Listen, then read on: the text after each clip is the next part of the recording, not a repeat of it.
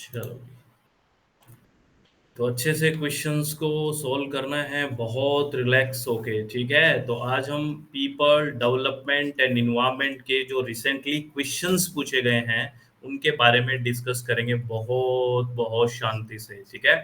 और बहुत अच्छे-अच्छे कंसेप्ट्स हैं, आपको व्हाइट पेज लेके बैठना है, उनको नोट भी करना है कि अच्छा ये कंसेप्ट नए हैं मेरे लिए, है ना? देखते हैं आप कितना थ्योरेटिकल चीज़ों को अच्छे से कर रहे हैं कि नहीं कर रहे, तो बहुत आराम से समझना है, ठीक है?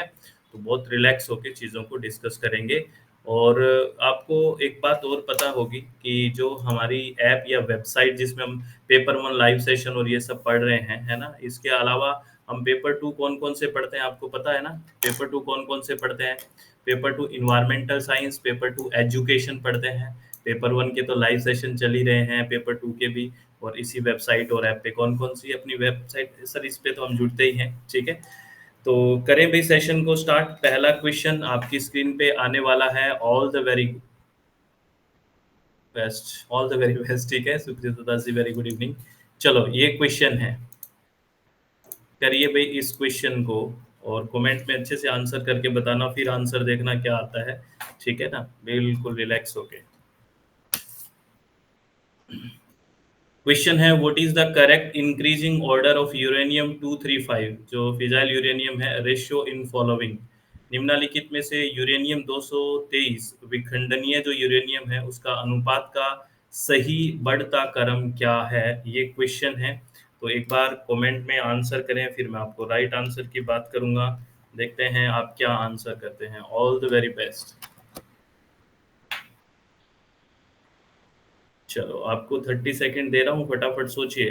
30 सेकंड सोचिए, क्योंकि आप सिर्फ मेरा आंसर सुन के ही एक बार वेरीफाई करोगे तो गलत है ना। आप कुछ तो आंसर करें, उससे पता लगेगा कि आपका आंसर ठीक है कि नहीं।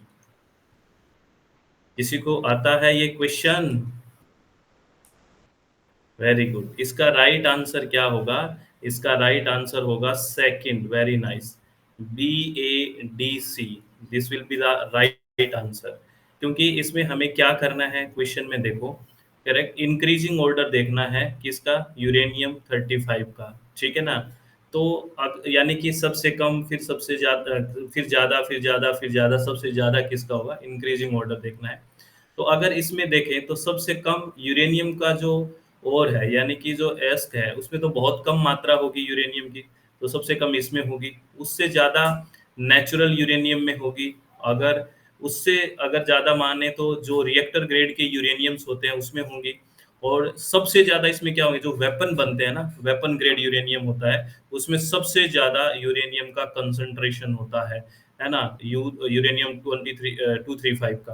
तो सी सबसे लास्ट में, ए सबसे बी सबसे पहले, यानी कि यूरेनियम और। तो इस तरह का ऑप्शन हमारे पास सेकंड है, that is B A D C. और इसका आपको परसेंटेज भी मैं बता देता हूँ। अच्छा क्वेश्चन है ये, यूरेनियम का बेसिकली बात कर रहा है इंक्रीजिंग ऑर्डर की, उसकी मात्रा की बात कर रहा है, ठीक है? तो अगर हमें यूरेनियम ओर में देखें तो आपको पता है ये तो एक रॉ मटेरियल है और इसके अंदर लोएस्ट कंसंट्रेशन होता है यूरेनियम 235 का, अगर ओर की बात करें, क्योंकि ये तो एस्क है, इसमें बहुत ही कम या लोएस्ट कंसंट्रेशन है। नेचुरल यूरेनियम में बात करें तो यूरेनियम 35 का जो कंसंट्रेशन है या कितना परसेंट है, वो है 0.72%, इतना है नेचुरल में। जो प्राकृतिक यूरेनियम है उसमें यूरेनियम 235 और रिएक्टर ग्रेड जो यूरेनियम होता है उसमें जो बेसिकली यूरेनियम का परसेंटेज होता है यूरेनियम 235 का, वो 3 to 5% है। और देख वेपन ग्रेड जो होता है उसमें देखिए कितना होता है, ये हाईली इनरिच्ड होता है और इसमें लगभग 85% होता है यूरेनियम 235, ठीक है? तो सबसे ज्यादा किसमें है, वेपन ग्रेड में। यही हमें बताना था इस क्वेश्चन में, ये रिसेंटली अभी क्वेश्चन पूछा गया है, तो ध्यान रखना है, ठीक है? तो अच्छा क्वेश्चन है, नेक्स्ट क्वेश्चन पे चलते हैं। All the very best. Next question ये है, this is electrostatic precipitation is used in thermal power plant to remove which of the following air pollutants। आपसे पूछा है कि निम्नलिखित में से किस वायु प्रदूषक को हटाने के लिए ताप विद्युत संयंत्रों में स्थिर विद्युत अवक्षेपण का प्रयोग किया जाता है। आपको पता है क्या इलेक्ट्रोस्टैटिक प्रेसिपिटेशन का यूज होता है थर्मल पावर प्लांट्स में, है ना? जो coal based thermal power plant basically होते हैं उनमें, तो वो किस लिए यूज होता है, क्यों यूज करते हैं, कौन से पॉल्यूटेंट्स को हटाने के लिए यूज करते हैं, आपसे ये पूछा है। वेरी गुड, बहुत सारे लगभग सभी स्टूडेंट्स ने राइट आंसर दिया है। बेसिकली जो फ्लाई ऐश होता है ना, फ्लाई ऐश, उसको रिमूव करने के लिए इलेक्ट्रोस्टैटिक प्रेसिपिटेशन का यूज करते हैं, प्रेसिपिटेशन का। क्योंकि इलेक्ट्रोस्टैटिक प्रेसिपिटेशन का मतलब समझिए यहाँ चार्ज से रिलेटेड बात है ना? और ऐसे पार्टिकल्स को अलग करेगा, तो इसका राइट आंसर जाएगा फ्लाई ऐश, ठीक है ना? Fly ash. वेरी गुड, आप लोग तो बहुत समझदार हो गए। बेसिकली इसका थोड़ा-सा हम अच्छे से डिफाइन कर लेते हैं। इलेक्ट्रोस्टैटिक प्रेसिपिटेटर्स, इसको शॉर्ट में ईएसपीज़ बोलते हैं। किस लिए यूज़ होता है? देखो, use electrical charge to capture particulate matter and Fly ash is the main type of particulate matter produced by coal combustion in power plants. ये तो हम जब थर्मल पावर प्लांट की बात करते हैं या इलेक्ट्रिसिटी प्रोडक्शन की बात करते हैं थ्योरेटिकल पार्ट में, तो बहुत डिटेल में हम बात करते हैं कि coal based thermal power plant होता है, कोयला कितना तरह का होता है, फ्लाई ऐश क्या होती है, बॉटम ऐश क्या होती है, ये बात करते हैं। तो जो बेसिकली ईएसपीज हैं, इन इलेक्ट्रोस्टैटिक प्रेसिपिटेटर है, ये फ्लाई ऐश के लिए यूज होता है।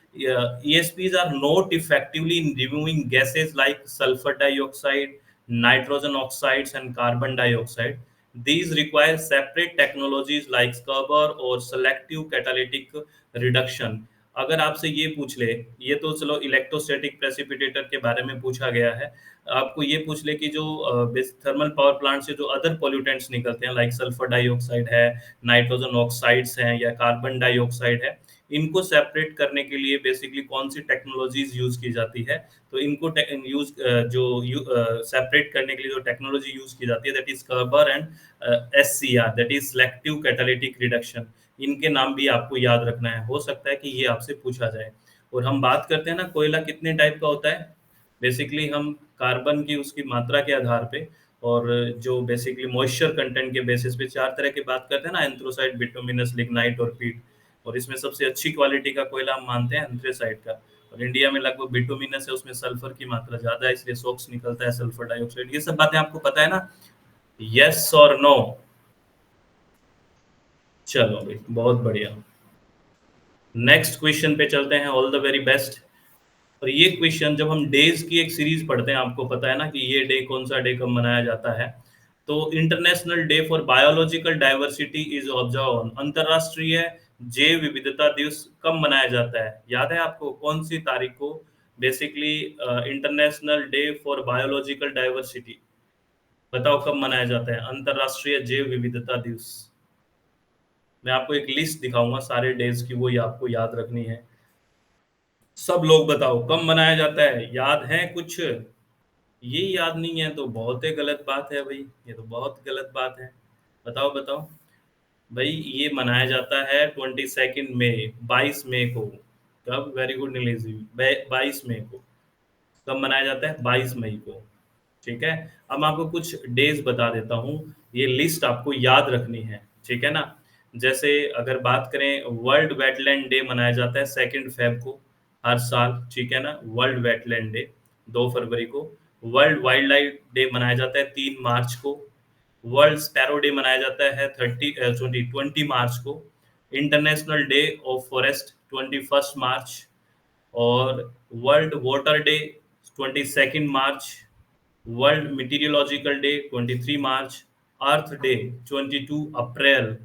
और endangered species day 3rd Friday of May. ठीक है। और ये जो बायोडाइवर्सिटी डे इसमें लिखा हुआ है ना, international day for biological diversity, that is 22 May, 22 May. World environment day 5 June. World population day 11 July. International tiger day 29 July. और ओजोन डे 16 सितंबर। और वर्ल्ड सॉइल डे 5 दिसंबर। ये आपको महीने के शुरू से लेके लास्ट तक हम आ गए हैं, ये आपको डेज याद रखने हैं। These are very important days, है ना? ये बेसिकली इन्वायरमेंट से रिलेटेड कहीं ना कहीं है, तो यहाँ से कोई एक डे पूछ लेते हैं, जैसे रिसेंटली अभी पूछ लिया था ना बायोडाइवर्सिटी डे, तो 22 में 22 मई को। तो आप याद रखोगे ये डेज? बताओ, ये इम्पोर्टेंट है, याद रखोगे क्या? इससे रिलेटेड एक क्वेश्चन और भी आया, अभी मैं दिखाऊंगा नेक्स्ट। वो थोड़ा सा कंफ्यूज कर रहा था। अभी देखना क्या इसी से रिलेटेड क्या क्वेश्चन दिया, देखिए अभी रिसेंटली क्या क्वेश्चन पूछा गया। Arrange the following environmental days in chronological order. निम्नलिखित पर्यावरण विषयक दिवसों को काल क्रम अनुसार व्यवस्थित करें। अब बताओ, इनको काल क्रम के अनुसार व्यवस्थित करो। करो भाई।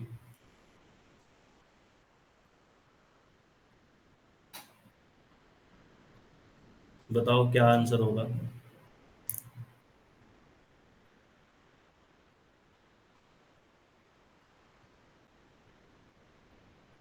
अभी बताया ना लिस्ट, आपको बताओ।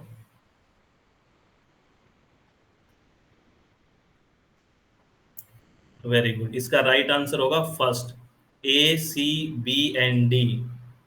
अगर इसमें देखें, चलो मैंने वर्ल्ड हेल्थ डे उसमें लिस्ट में नहीं बताया था, अभी बता दूंगा, बाकी से भी तो हो जाता है ना। ACBD, ACBD is the right answer, ठीक है ना। तो आपको पता ही है आप, चलो विश्व पर्यावरण दिवस कब था, बोलना आप लोग, कब था, कब बताया था मैंने अभी। वर्ल्ड इन्वायरमेंट डे कब मनाया जाता है, अरे बोलो तो सही। हाँ, 6 जून, ठीक है। अर्थ डे कब बोला था बताओ। अर्थ डे कब बोला था, अभी बताया था, बताओ। बताओ बताओ। हाँ, 22 अप्रैल, ठीक है। और उसके बाद हम बात करेंगे, वर्ल्ड ओजोन डे कब बताया था, बताओ। वर्ल्ड ओजोन डे कब बताया था, 16 सितंबर। और इन्हीं को देख लो, इन्हीं को एडजस्ट कर लो, हो जाएगा, है ना। इसमें अप्रैल पहले आएगा, है ना, फिर क्या आएगा, जून आएगा, और फिर सितंबर आएगा, तो इससे ही CBD आ जाता। और ए तो इससे पहले होएगा। और वर्ल्ड हेल्थ डे कब मनाया जाता है, वर्ल्ड हेल्थ डे 7 अप्रैल को मनाया जाता है, ठीक है ना, 7 अप्रैल को। तो ये याद रखना, क्रोनोलॉजिकल ऑर्डर से अब रिसेंटली क्वेश्चन पूछा है, तो ऐसे सब आपको याद रखना है, क्योंकि एक क्वेश्चन से सारी बातें पूछ ली। वर्ल्ड हेल्थ डे है 7 अप्रैल को, अर्थ डे 22 अप्रैल, वर्ल्ड इन्वायरमेंट डे 5 जून, और वर्ल्ड ओजोन डे 16 सितंबर, ठीक है, ये याद रखना है। चलो नेक्स्ट क्वेश्चन की तरफ चलते हैं। नेक्स्ट क्वेश्चन थोड़ा हटके क्वेश्चन है, ये इंपॉर्टेंट है, याद रखना सब। क्वेश्चन है, what are the abnormalities caused by chemical reagents। जो रासायनिक अभिकर्मक होते हैं उनके कारण विरूपण दोष क्या है।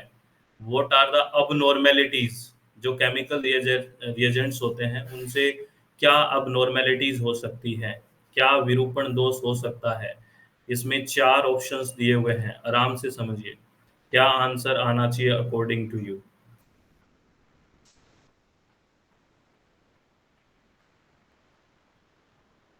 Very nice Happy ji, very nice Neha ma'am, Supreet दादा जी, वेरी नाइस सबने। इसका राइट आंसर क्या है, फोर्थ। बेसिकली इसकी वजह से जो केमिकल रिएजेंट्स हैं, है ना, इससे क्या, बर्थ डिसऑर्डर और defect due to fetal exposure to chemical, यानी कि रसायनों के प्रति भ्रूण आशन के कारण जन्म विकार या दोष हो सकते हैं। ये तो आपको एक जनरल सा क्वेश्चन था, जब हम बात करते हैं, जब बहुत सारी बात रिएजेंट्स की भी बात करते हैं, एक्सरे की भी बात करते हैं, तब ऐसी ऐसी बातें करते थे हम। तो ये आपको बता देना चाहिए था, बहुत बेसिक क्वेश्चन था ये। बाकी की तीनों ऑप्शंस बिल्कुल ठीक नहीं है इसमें, क्योंकि लास्ट जो ऑप्शन है ये लगभग बहुत सारी चीजें समेटे हुए हैं, है ना, अब नॉर्मेलिटीज के बारे में। बाकी तीन क्यों गलत है या क्यों उसमें ठीक नहीं है, इनकरेक्ट क्यों है, ये लिखा हुआ है, देखिए पहला आपने ऑप्शन है born defect caused by parental defects, ये इसमें बेसिकली लिखा हुआ था। देखो भाई, parental defect can be inherited cause born defect, it is not directly due to chemical exposure. ये जो प्रॉब्लम है ये ऐसा नहीं है कि डायरेक्टली केमिकल एक्सपोजर से हो सकती है, ये एक जेनेटिक इशू है, इसलिए इस ऑप्शन को नहीं लेके गए हम। थोड़ा समझने की कोशिश करना, ये एक जेनेटिक इशू है, ये कोई ऐसे नहीं है कि डायरेक्टली केमिकल एक्सपोजर की वजह से हुआ है। जबकि हमें जो क्वेश्चन पूछा है वो ये पूछा है कि जो रिएजेंट है या केमिकल जो सब्सटेंस है उसकी वजह से या केमिकल के एक्सपोजर से क्या होगा। तो born defect cause by parental defect ये एक जेनेटिक इशू है ना। और कोज ऑफ हीमोग्लोबिन अबनॉर्मेलिटीज, देखो सम केमिकल एक्सपोजर है उसमें इससे हीमोग्लोबिन अबनॉर्मेलिटीज हो सकती है, लेकिन यही एक कारण है, ऐसा नहीं हो सकता कि सिर्फ और सिर्फ केमिकल एक्सपोजर से ही हीमोग्लोबिन अब नॉर्मेलिटी होगी, ये भी कोई एक सिर्फ यही कारण हो ऐसा जरूरी नहीं है ना। बहुत सारे इनहेरिटेड भी डिसऑर्डर हो सकते हैं, इसलिए ये ऑप्शन नहीं लेके गए हम। और एक थर्ड ऑप्शन था bone marrow defect cause by bone marrow defects, है ना। This is a circular definition, bone marrow defect are the result not the cause, है ना। ये बेसिकली फाइनली रिजल्ट ही है बोन मैरो में डिफेक्ट आना। और bone marrow problems which caused by chemical exposure और अदर फैक्टर, और भी फैक्टर्स हो सकते हैं। कहने का मतलब जो हमारे क्वेश्चन में सिर्फ केमिकल फैक्टर्स की बात हुई थी कि केमिकल रिएजेंट से क्या नॉर्मेलिटी जा सकती है, तो इसके लिए हमने तीनों ऑप्शन इसलिए गलत करे थे कि इनमें और भी फैक्टर्स हो सकते हैं, सिर्फ केमिकल रिएजेंट तो जरूरी नहीं है, इनहेरिट भी हो सकता है। तो इसलिए हमने फोर्थ ऑप्शन इसका राइट किया है। अच्छा क्वेश्चन है, ध्यान रखना है। ध्यान रखोगे भाई? बताओ, ध्यान रखोगे? चलो बहुत बढ़िया। चलो next question. Endocrine disrupting chemicals, अंतःस्रावी विदारी रसायन क्या करते हैं, है ना। एंडोक्राइन जो हार्मोनल वाली बात आ रही है, एंडोक्राइन डिसरप्टिंग केमिकल्स, अंतःस्रावी विदारी रसायन क्या करेंगे, किस चीज को प्रभावित करेंगे? कुछ हिंट मैंने आपको दे दिया है। Very nice. This will stimulate और inhibit the production of hormones. क्या बात है, सही है। हार्मोन का उत्पादन उत्प्रेरित अथवा अवरोधित करते हैं एंडोक्राइन डिस्ट्रिप्टिंग केमिकल्स, क्योंकि एंडोक्राइन का नाम आया और कुछ हार्मोन कुछ बात दिमाग में आई। Very nice. क्या करेंगे? स्टिमुलेट और inhibit the production of hormone. इसका राइट ऑप्शन फर्स्ट हो गया। आप इतने इंटेलिजेंट हो गए, क्या बात है। चलो इसमें कुछ बातें एक्सप्लेन कर दी है मैंने, ये भी आपको बता देता हूँ। एंडोक्राइन डिसरप्टिंग केमिकल्स, शॉर्ट में हम एडीसीज बोलते हैं, प्राइमरी स्टिमुलेट और inhibit the production of hormones. यही आंसर गया हमारा। दे हाँ, they can also interface with other hormone related process like synthesis, transport, action and degradation. While EDC is यानी कि endocrine disrupting chemicals can have cascading effect on various biological process, they don't directly catalyze enzyme production. इन ये directly किस कैटालाइट जो enzyme production है उसको नहीं effect करते, ना ही वो बेसिकली डीएनए प्रोडक्शन को इनहिबिट करते हैं, ना ही एमआरएनए सीक्वेंस को किसी भी तरह से डायरेक्टली प्रभावित करते हैं। लेकिन ये क्या करते हैं, जो आपका ऑप्शन गया है, बेसिकली दे प्राइमरली स्टिमुलेट और inhibit the production of hormone. ये एंडोक्राइन डिसरप्टिंग केमिकल्स ईडीसी ये करते हैं, अंतःस्रावी विघटनकारी रसायन हिंदी में बोलते हैं इनको। ठीक है, चलो वेरी गुड, बहुत बढ़िया। नेक्स्ट क्वेश्चन, ये थोड़ा इंग्लिश में लिखा हुआ है तो परेशान नहीं होना है, मैं इसकी हिंदी भी बता दूंगा आपको, है ना। यहाँ पे लिस्ट वन और लिस्ट टू लिखा हुआ है। लिस्ट वन लिखा हुआ है यहाँ पे टाइप्स ऑफ वाटर पोल्यूटेंट्स, यानी कि वायु प्रदूषक के क्या क्या प्रकार हो सकते हैं, टाइप्स ऑफ वाटर पोल्यूटेंट है।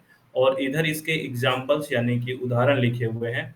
पहला जो टाइप्स ऑफ वाटर पोल्यूटेंट है इसमें लिखा हुआ है डिजीज कोजिंग एजेंट, यानी कि कौन कौन से एजेंट ऐसे हैं या कौन से एग्जाम्पल ऐसे हैं जिनकी वजह से डिजीज होती है।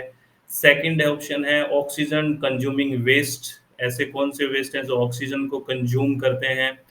प्लांट न्यूट्रिएंट, यानी कि पादपों के पोषक तत्व। सस्पेंडेड सॉलिड्स, यानी कि सस्पेंडेड जो ठोस है वो किसके साथ मैच करोगे। अब तो आइडिया लग गया होगा, और इसको हमने बहुत डिटेल में बात करी है थ्योरेटिकल पार्ट में, अगर आपको ध्यान आ रहा है तो। राइट आंसर क्या होना चाहिए इसका? राइट आंसर क्या होना चाहिए? अभी तक कोई बच्चे खास बच्चों ने राइट आंसर दिया नहीं है। सुप्रीता दास जी ने शायद इसका राइट आंसर दिया है, नीलेश जी ने। इसका राइट आंसर सेकंड होगा भाई, ए का टू। अबे आपको पता नहीं, जो बेसिकली कोलिफॉर्म बैक्टीरिया होते हैं वो डिजीज कोजिंग एजेंट है, तो ए का तो दो आ गया। इसमें बी है oxygen consuming waste, basically oxygen जो बीओडी हम पढ़ रहे थे, बायोकेमिकल ऑक्सीजन डिमांड, तो एनिमल और प्लांट जो होते हैं एक्वाटिक हैबिटेट में यूट्रोफिकेशन वगैरह पढ़ा था, तो आपको मैंने बताया था कि इससे न्यूट्रिएंट रिच हो जाता है तो डीओ कम हो जाता है, यानी कि बीओडी वगैरह बढ़ जाती है। आप कुछ भूल गए क्या? ऐसे क्यों? तो ऑक्सीजन कंज्यूमिंग वेस्ट कौन से होते हैं? जो ऑर्गेनिक सब्सटेंस होंगे लाइक एनिमल एंड प्लांट, जो होंगे एक्वाटिक हैबिटेट्स में। और आपको पता है फॉस्फोरस है एक प्लांट न्यूट्रिएंट है, इसको हम जानते ही हैं। और सस्पेंडेड सॉलिड है, बेसिकली ये फाइन पार्टिकल होते हैं क्ले के, तो ये डी का 1 आ गया। ये गलत क्यों हुआ भाई? ये इसका राइट आंसर है सेकंड, 1 ए का 2, बी का 3, सी का 4, डी का 1। अब तो समझ में आ गया ना? बहुत इंपॉर्टेंट क्वेश्चन है, वेरी वेरी इंपॉर्टेंट क्वेश्चन है। समझ में आ गया? अब तो कोई डाउट नहीं है ना? बोलो तो सही। भाई अच्छे से कर लो सारी चीजें, ऐसे करोगे तो फिर बात खराब हो जाएगी। अब हम एक क्वेश्चन है, देखो बड़ा शानदार क्वेश्चन है, रिसेंटली अभी पूछा गया क्वेश्चन है। What is the correct sequence from initial to final of blue baby disease methaemoglobinaemia in human infants? मानव शिशुओं में ब्लू बेबी रोग मैथमोग्लोबोनेमिया का प्रारंभिक से अंतिम तक सही क्रम क्या है? हम ये बात तो पढ़ लेते हैं कि नाइट्रेट की अधिकता से ब्लू बेबी सिंड्रोम हो जाता है, पानी भी अंदर एक्सेस अमाउंट ऑफ नाइट्रेट होगा तो। लेकिन अब आपको ये बताना है कि इसका सीक्वेंस क्या है? क्या सीक्वेंस है? What is the correct sequence from initial to final of blue baby disease methaemoglobinaemia भी बोलते हैं? क्या एक अच्छा इसका सीक्वेंस है? पहले क्या होगा, उसके बाद क्या होगा? बड़ा अच्छा क्वेश्चन है।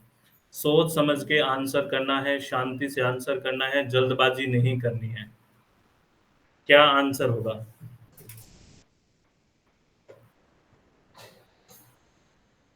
फटाफट आंसर करिए प्लीज।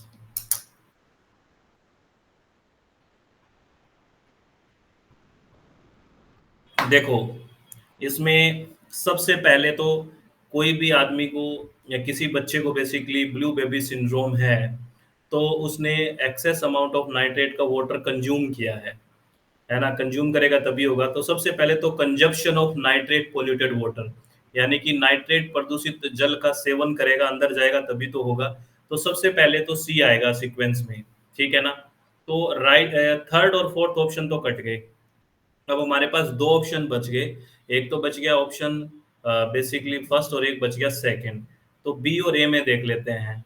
बेसिकली ए कह रहा है conversion of nitrate ions to nitrite ions by microorganism in human body. बिल्कुल सही बात है, सेकंड स्टेप यही होता है कि जो नाइट्रेट आयंस हैं वो नाइट्राइट आयन में बदलेंगे बाई बाई माइक्रो ऑर्गेनिज्म, जो सूक्ष्म जीव है उनके द्वारा ह्यूमन बॉडी के अंदर। तो सी के बाद ए आएगा, तो इस तरह का ऑप्शन हमारे पास सेकंड है, सी ए बी डी हो गया ये। उससे उसके बाद क्या होगा? ऑक्सीडेशन आयन का होगा from Fe2 to Fe3 in haemoglobin by nitrite ions, और finally forming of abnormal haemoglobin called methaemoglobin, ये होगा। ठीक है, तो राइट आंसर इसका है C A B D, second option is the right answer. बहुत अच्छा क्वेश्चन है, ठीक है ना? बहुत अच्छा क्वेश्चन है, क्योंकि अब जो डायरेक्ट पहले क्वेश्चन पूछ लेते थे, आपसे ये पूछ लिया, अभी भी कुछ एग्जाम्स में मतलब कई पारी में होता है तो पूछ लेते हैं कि ये लक पे डिपेंड करता है कि किसी से ये भी पूछा हो कि बताइए ब्लू बेबी सिंड्रोम किसकी वजह से होता है, ये तो सिंपल बता देते हैं। लेकिन ये सीक्वेंस देखिए कि आपसे ये पूछ लिया कि कैसे कैसे बेसिकली इन्फेंट में जाके किस तरह से वो स्टेप्स क्या क्या है, तो बड़ा अंदर जाके क्वेश्चन पूछा है। तो थ्योरेटिकल पार्ट बहुत मजबूत होना चाहिए, है ना? बहुत मजबूत होना चाहिए थ्योरेटिकल पार्ट भी। ऐसा नहीं है कि बस क्वेश्चन ऊपर से देख गए, नहीं। तो थ्योरेटिकल पार्ट को भी बहुत अच्छे से देखना है, ठीक है? नेक्स्ट क्वेश्चन देखिए। नेक्स्ट क्वेश्चन क्या है? यहाँ पे लिस्ट दी हुई है, लिस्ट 1 और लिस्ट 2, है ना? और इसमें वेस्ट वाटर ट्रीटमेंट प्रोसेस दिया हुआ है। इधर क्या हुआ है? वेस्ट वाटर ट्रीटमेंट प्रोसेस है, और यहाँ पे कुछ उसका एक्सप्लेनेशन है ना? तो वेस्ट वाटर होता है, उसका ट्रीटमेंट करता है। जैसे हम आप याद करो, हमने ओजोनेशन, ओजोन का भी जिक्र किया है, फ्लकुलेशन का भी जिक्र किया है, एरिएशन और स्क्रीनिंग। बहुत बेसिक क्वेश्चन है, आप इसको मैच करिए। आपने सुना हुआ है हर शब्द का, जब हम थ्योरेटिकल पार्ट पढ़ रहे थे कि ओजोन का किस लिए यूज करते हैं, और इसके साथ यूवी भी पढ़ाया था मैंने, आपको याद है? क्लोरीन भी पढ़ाया था। फ्लकुलेशन के साथ आपने मैंने सेडिमेंटेशन भी पढ़ाया था, अगर आपको याद है तो। स्क्रीनिंग में बात करता हूँ, एरिएशन की भी बात होती है। अब सारा हिंट दे दिया है आपसे, मैच करिए। अब क्या मैच करोगे आप इससे? क्या मैच करोगे? तो बहुत सारे स्टूडेंट्स ने राइट मैच किया है, इसका फर्स्ट ऑप्शन है वो राइट होगा, फर्स्ट ही होगा, है ना? बेसिकली जो ओजोनेशन है, हमने बात की थी डिसइंफेक्शन के लिए ओज़ोन यूज़ होता है। तो राइट ए का 3 है, इसमें कोई दोहराई की बात नहीं है। और बेसिकली एरिएशन की बात होती है, जो एरिएशन है, जो एक्सेस आयन होते हैं या उनको रिमूव करते हैं, ठीक है ना? एरिएशन उसी लिए होता है। और फ्लक्टुएशन में हमने बात की थी, अगर आपको याद है, तो जो बहुत सारे जो छोटे पार्टिकल्स हैं, वो आपस में जुड़ जाएँ, ठीक है? और फाइनली सेडिमेंटेशन हो जाए, तो इसका सी का 4 हो गया। और स्क्रीनिंग में हम क्या करते हैं, जो लार्ज सॉलिड होते हैं, उनको शुरू में हटा देते हैं, तो ये हो गया। तो राइट ऑप्शन उसका क्या हो गया? फर्स्ट हो गया।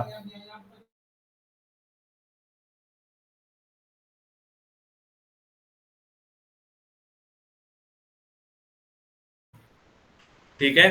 तो ए का 3, बी का 1, सी का 4, डी का 2। समझ में आ गया? अरे बहुत अच्छा क्वेश्चन है।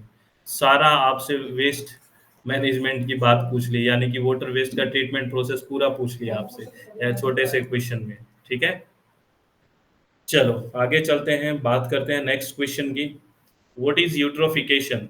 बहुत ही बेसिक क्वेश्चन। यूट्रोफिकेशन क्या है? सुपोषण क्या है? What is eutrophication? ये तो बता दोगे? यहाँ दो टर्म पढ़ते हैं हम, है ना? यूट्रोफिकेशन भी पढ़ते हैं, ओलिगोट्रोफिकेशन भी पढ़ते हैं।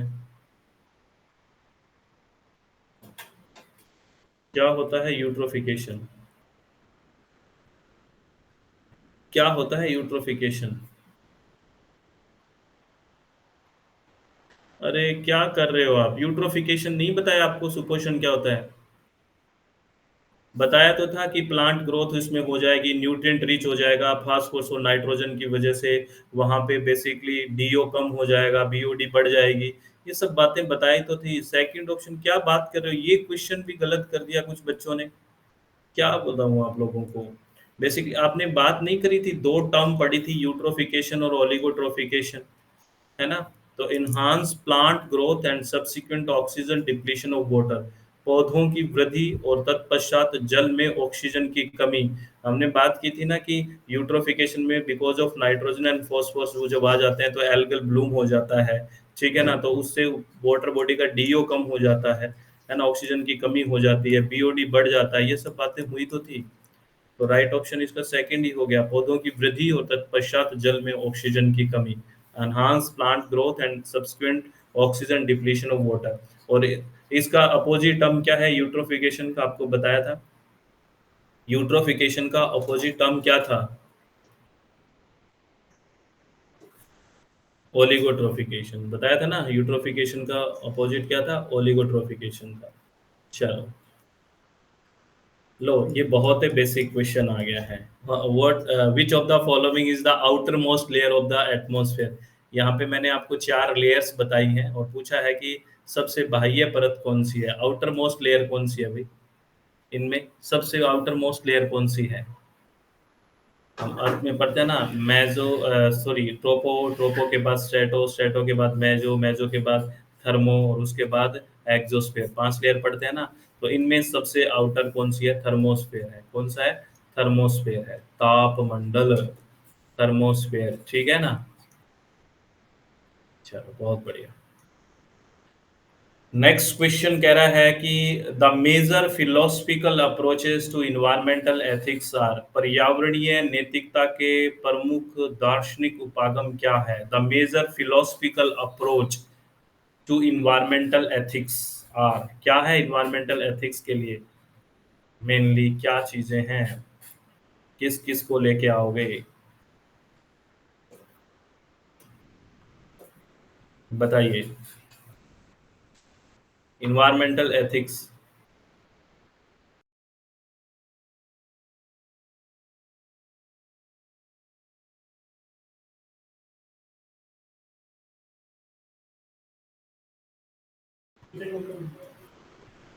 बताओ भाई।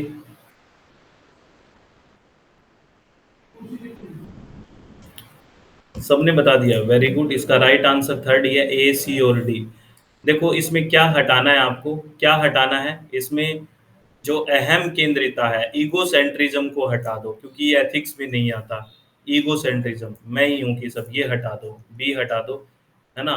एंथ्रोपोसेंट्रिज्म हो गया, बायोसेंट्रिसिटी हो गया और इकोसेंट्रिज्म हो गया। मानव केंद्रित ठीक है, जैव केंद्रित, पारिस्थितिकी केंद्रितता ये ठीक है। इसमें हमें अहम केंद्रिता जो होता है कि ईगोसेंट्रिज्म वो हटाना है, ये एथिक्स नहीं है इन्वायरमेंटल। तो इसका राइट आंसर ए, सी और डी हो गया। ठीक है, अच्छा लगा ये क्वेश्चन, समझ में भी आ रहा है, ये यूं ही चलती जा रही है गाड़ी? अरे ये चीजें समझ में आ रही है या गाड़ी यूं ही चलती जा रही है, ये तो बताओ। हम्म।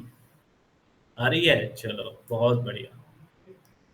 ये होता है ना इकोसेंट्रिज्म, है ना, बायोसेंट्रिज्म, एंथ्रोपोसेंट्रिज्म, ठीक है ना।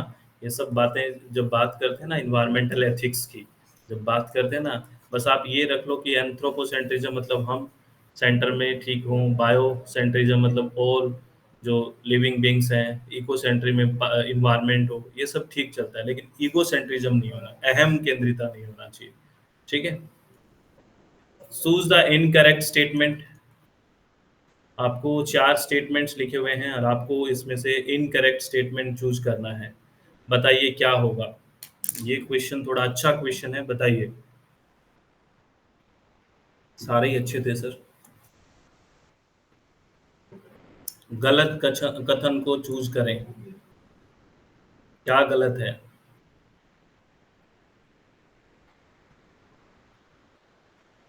बताइए, इसमें गलत कौन सा है? इसमें बेसिकली जो गलत पॉइंट है वो है थर्ड पॉइंट। इसमें क्या लिखी हुई है थर्ड पॉइंट में, बात पढ़ो। Primary and secondary air quality standards are periodically reviewed every year। ये periodically every year नहीं होते हैं, बेसिकली हर साल रिव्यू नहीं किया जाता। बस ये एश्योर किया जाता है कि रिसेंट रिसर्च के अकॉर्डिंग चल रहा है कि नहीं सर। ऐसा नहीं है कि हर साल उसकी समीक्षा की जाती है, बस जब रिसेंट की रिसर्च है उसी पे होती है। ठीक है, तो ये इनकरेक्ट है। और सब ठीक है कि components of air quality standard है, वो इंडिकेटर है, एवरेज टाइम वगैरह हम देखते हैं जब हम पूरी लिस्ट पढ़ते हैं। और प्राइमरी एयर क्वालिटी स्टैंडर्ड होता है वो बहुत ज़्यादा रेस्ट्रिक्टिव होता है देन सेकेंडरी, क्योंकि प्राइमरी एयर क्वालिटी स्टैंडर्ड वो स्टैंडर्ड जो ह्यूमन बींग के लिए बनाए जाते हैं काफ़ी रेस्ट्रिक्टिव होते हैं। और एग्रीकल्चरल ऑपरेशन और अर्बन सेंटर है वो किसके एग्जाम्पल है? सोर्स ऑफ एयर पोल्यूशन के। तो यहाँ पे जो इनकरेक्ट है वो थर्ड ऑप्शन है, वो इनकरेक्ट है। ठीक है, चलो। तो आप मुझे बताओ ये आपको क्वेश्चंस कैसे लगे? अच्छे लगे कि नहीं लगे? क्वेश्चंस कैसे लगे बताओ? कैसे क्वेश्चंस लगे? कुछ नई बातें सीखने को मिली बढ़िया से, अच्छे से, या नहीं? ये तो बताओ। मज़ा आ गया? मज़ा आया ना? अच्छे लगे, कुछ नई चीज़ें भी सीखने को मिली? इसी तरह के क्वेश्चंस हम हर थ्योरेटिकल पार्ट्स करेंगे, अपना बढ़िया-बढ़िया यूनिट में कुछ थ्योरी पढ़ेंगे, फिर लेके आएँगे। ये सेशन हमारा चलता रहना चाहिए, ठीक है? तो मज़ा आएगा, इसी तरह से पढ़ते रहना है। और इसको पूरा डिफाइन किया हुआ है क्वेश्चन को, जो मैंने बता दिया वही कि वो गलत क्यों है, वो सही क्यों है, ये बेसिक सी बात थी, ठीक है? और अब मैं फिर इन्फॉर्मेशन दे देता हूँ कि हम सेकंड पेपर भी अपने यहाँ पे पढ़ते हैं, एनवायरमेंटल साइंस और एजुकेशन। इन्वायरमेंट साइंस के लाइव सेशन स्टार्ट हो चुके हैं, जैसे पेपर 1 के हो चुके हैं। एजुकेशन का रिकॉर्डेड बैच है, बढ़िया से सब है हमारी वेबसाइट और ऐप इसी पे, ठीक है ना? और ये अपना नंबर है, तो आप चित्त शांत रखें, खुश रहें और अच्छे से पढ़ाई करें, सब कुछ। और इन कंसेप्ट को लिख के रखना है, ठीक है? आज के लिए ये क्वेश्चन इतना, रिसेंट के पीवाईक्यूज़ हैं, इस तरह से हम चलते रहेंगे, बातें करते रहेंगे, इसी तरह से हम लिस्ट को मजबूत करते रहेंगे हमारी, ठीक है? तो बहुत-बहुत धन्यवाद, टेक केयर, बी हैप्पी, फिर मिलेंगे, टाटा, बाय-बाय, टेक केयर, बहुत सारी शुभकामनाएँ। Thank you, thanks a lot. बहुत-बहुत धन्यवाद सभी को। All the very best, take care.